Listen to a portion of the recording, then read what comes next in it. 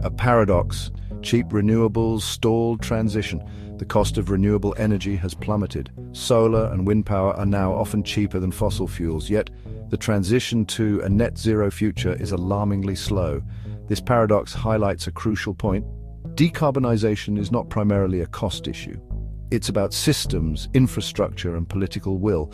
Simply put, cheaper renewables alone won't achieve net zero. Many assume market forces will drive the energy transition. However, this ignores the complexities of our energy systems.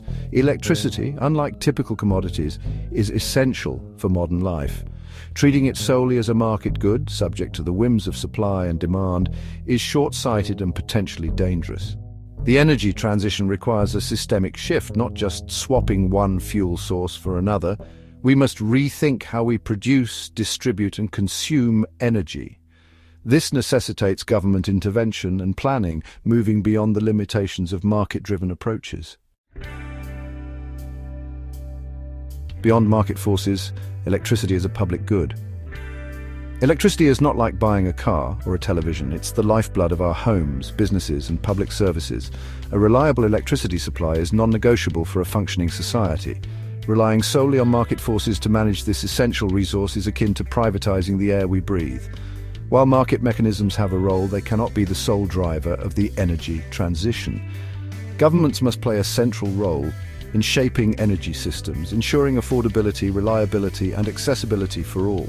This includes investing in grid modernization, promoting energy efficiency, and supporting communities reliant on fossil fuel industries.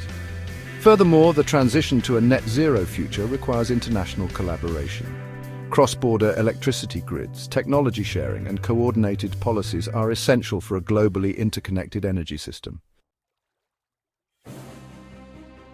The historical lens: from public works to private hands. Historically, many countries viewed electricity as a public good.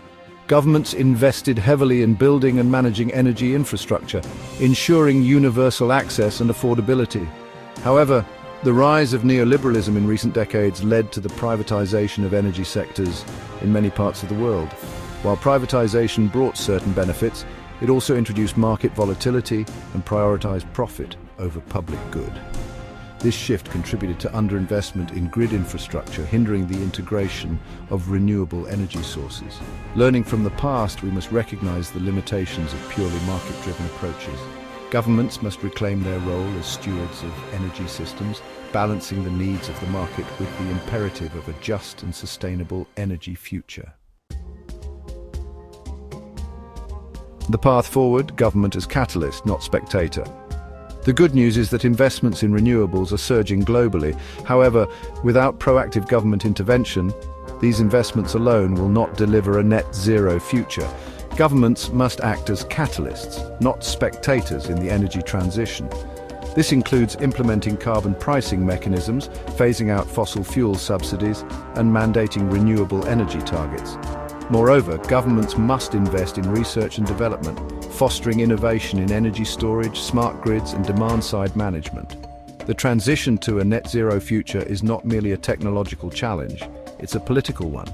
It demands strong leadership, bold policies, and a collective commitment to reshaping our energy systems for a sustainable and equitable future.